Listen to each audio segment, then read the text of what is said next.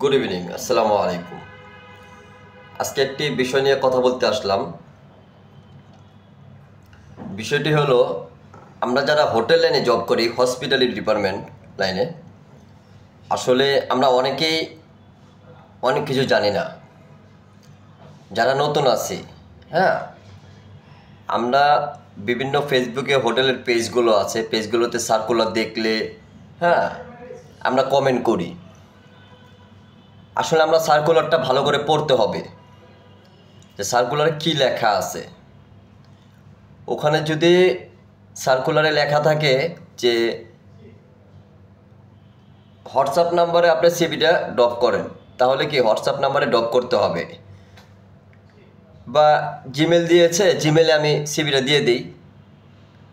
যিনি পোস্ট করছে তাকে যদি আমি বারে বারে ডিস্টার্ব করি, হ্যাঁ, তাহলে তার মেসেঞ্জারে যা নক করি, এটা কি ভালো হয়? আপনারাই বলুন। নাম্বার 1।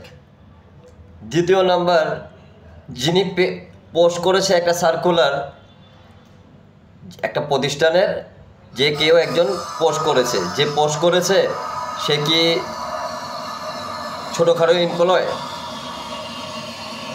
তাকে যা বলতেছে, ভাইয়া আপনি একটা সার্কুলার দিয়েছেন, পোস্ট করেছিলেন, সেটা কি ইমুক পোস্টে অ্যাভেলেবেল আসতে হবে? ভাইয়া বলাটা শব্দটা কি? হোটেল লাইনে কি, হসপিটালিটি ডিপার্টমেন্টে কি ভাইয়া চলে?